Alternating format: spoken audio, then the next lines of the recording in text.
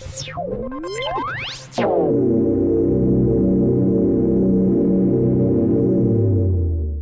is your weekly report on corruption in the Philippine government.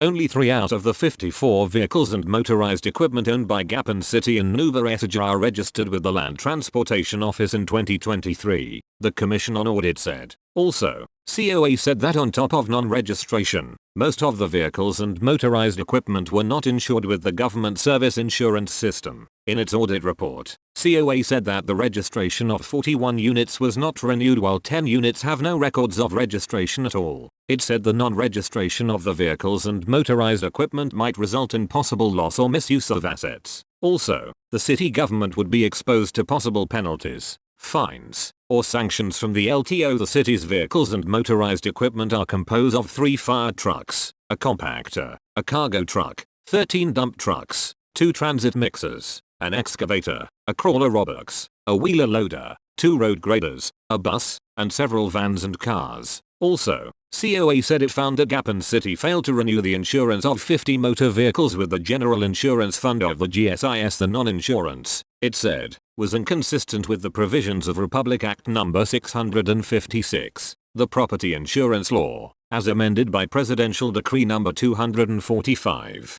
Gapan City's failure to do so exposed the government to risk of non-indemnification for any damage or loss due to possible casualties that may happen on the insurable assets, COA said. Out of the city's 54 vehicles, only 4 units have an updated insurance. 39 units were not renewed, while the remaining 11 units lack any record of insurance with the GSIS, it said. During the audit, COA said that the city government reasoned that the non-registration with the LTO was due to the absence of emission testing, while 1 vehicle was procured recently, so the certificate of LTO registration has not been secured from the vendor. The justification was not accepted by COA. It said, the failure of the city to maintain its records and update the registration of its motor vehicles with the LTO indicates lack of proper management and control over the motor vehicles, which may result in the possible loss and misuse of the government assets.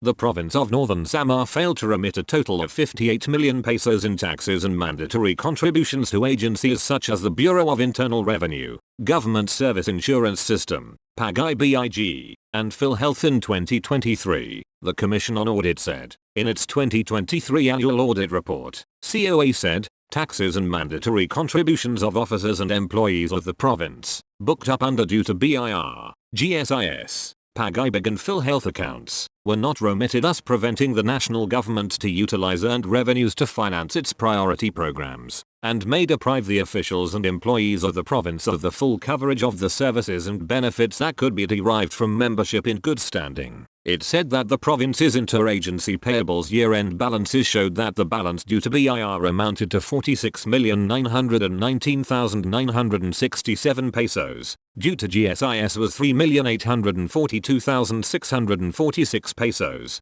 due to PAGI-BIG was 2,521,261 pesos, and due to PhilHealth was 5,092,924 pesos. All in all, the total balance due was 58,376,700 pesos. It also said, when the audit team members reviewed the general ledger and subsidiary ledgers of the accounts, they discovered deficiencies in the remittances of taxes and mandatory contributions. It noted, from the amount due to the BIR, the province withheld 165,711,082 pesos, including 29,949,299 pesos from prior years. It said, the province remitted a total of 118,791,114 pesos in 2023, which left a year-end balance of 46,919,967 pesos. It also said, the GSIS premium contributions and loans of 173,428,162 pesos, including from prior years of P14,180.88, were withheld from the salaries of the officers and employees of the province, COA said. However, the total remittance made in 2023 was 169,585,515 pesos, which left a year-end balance of 3,842,646 pesos, it said. For PAGI-BIG contributions, or those belonging to the Home Development Mutual Fund, 13,574,957 pesos were withheld from salaries of officials and employees, including 3,186,569.38 withheld from prior years, since only 11,053,695 pesos was remitted in 2023. There was a balance of 2,521,261 pesos left. It also said, the amount of PhilHealth contributions withheld totaled to 19,788,231 pesos,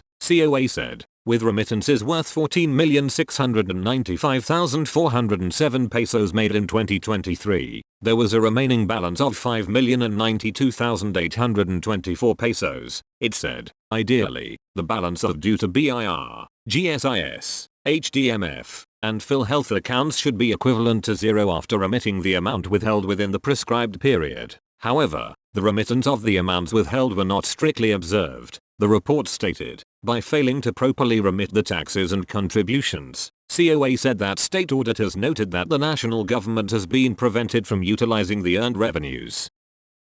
The Philippine National Police anti-kidnapping group arrested an ex-army wanted for allegedly kidnapping a teenager and his driver in January. In a report Saturday, the police group said Alexander Sason Anabling was arrested in Pasay City on the 16th of May for the crime of kidnapping for ransom a 15-year-old boy and his driver in Catamoulas the 14th of January. Police said the victims were rescued on the 15th of January in Tarlac City. Authorities said Anabling is a former member of the Philippine Army member, and that his arrest stemmed from a warrant issued by Judge Gian Sampak Hasiman of Pasay City Regional Trial Court, Branch 11. The PNP-AKG said Anabling is temporarily detained at their detention facility in Camp Crame, Quezon City.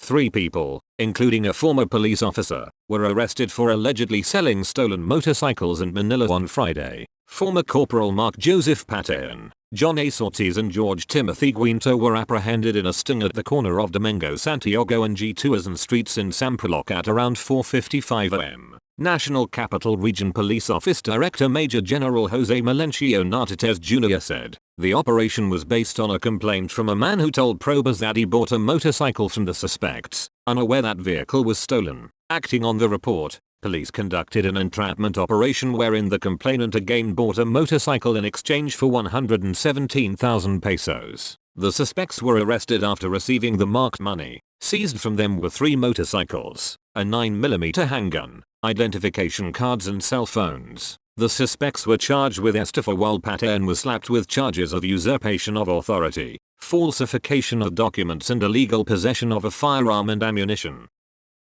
At least 9 officers and personnel of the Special Action Force are now being investigated for possible connivance after 2 police commandos were caught providing security services to a foreigner who was found to be an official of the Philippine offshore gaming operator. The 2 SAF commandos were earlier arrested for causing trouble inside a village in Ayala, Ilabang when they engaged in a fist fight. They were identified as Police Corporal George Rojo Mabuti and Patrolman Roger Ramos Valdez, both assigned in Mindanao. General Rommel Francisco Marbel, Chief of the Philippine National Police, emphasized that providing security for outsiders of the police force is not in the job description of SAF, the elite force of the National Police. They cannot provide security. The only unit of the PNP that can give you security is the Police Security and Protection Group. Other units are prohibited from doing it, especially SAF, said Marbel. After the arrest of Mabuti and Valdez, it was found out that they were supposed to be in Mindanao for police duty. Marbel explained that daily accounting of personnel is a protocol in the PNP and their presence in Metro Manila when they were supposed to be with their units in Mindanao means that there was connivance. It's not possible that you will not be accounted for because we account for our personnel on a daily basis.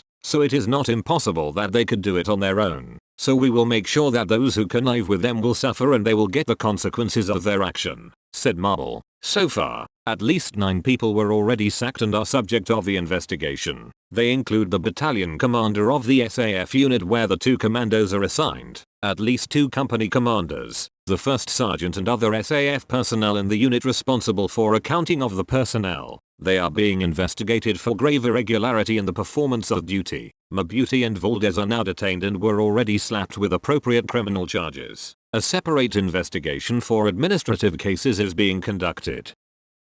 The Design Center of the Philippines, an agency under the Department of Trade and Industry, spent 1.9 million pesos of the budget allocated for senior citizens and persons with disability for other plans and programs in 2023, the Commission on Audit said. In its 2023 annual audit report, COA said that DCP spent 2,480,179 pesos for SCPDs. However, it said that upon checking the programs and projects implemented, state auditors discovered that only 567,040 pesos was directly spent for SCPDs while 1,913,138 pesos went to other plans and programs. It named 3 programs and activities that did not address the concerns of SCPDs, namely, the conduct of technology workshop for sourcing, bleaching, and dyeing fibers for Accelerate Sulu program of the Center of Humanitarian Dialogue and Tumakang Sama-Sama, Incorporated, the Pinayapal Investors Forum,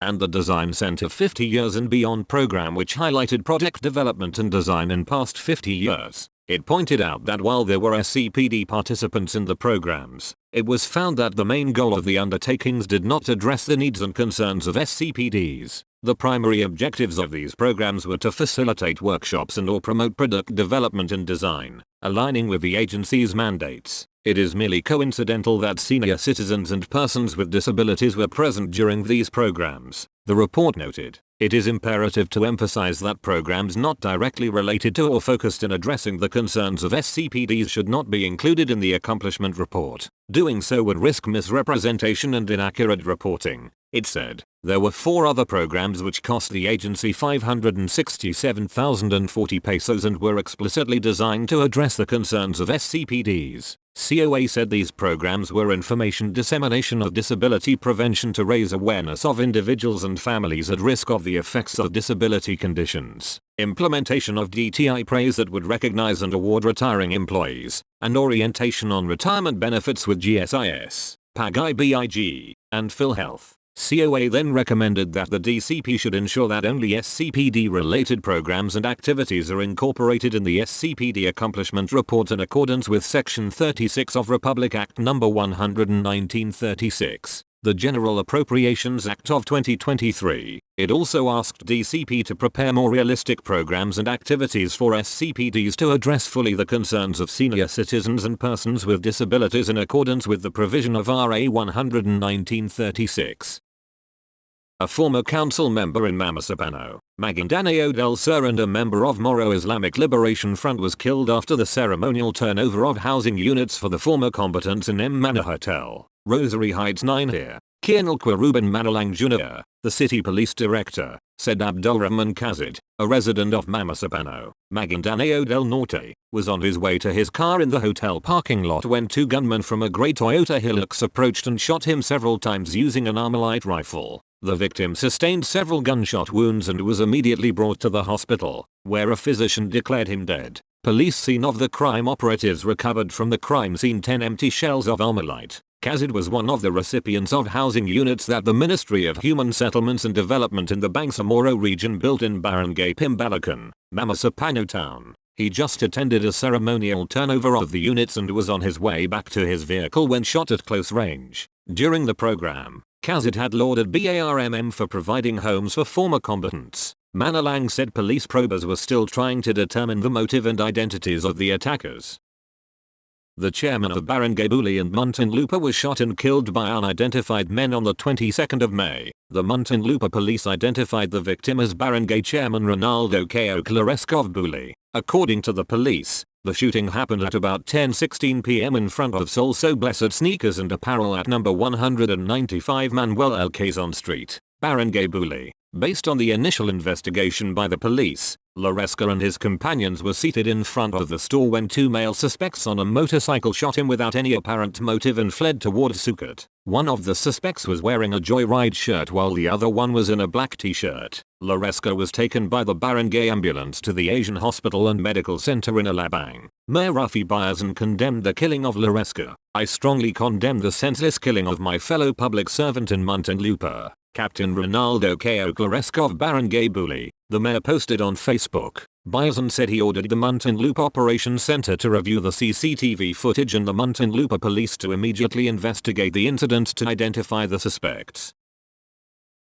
That's all for this week. I'll see you next week with more stories of corruption and foolishness within the Philippine government.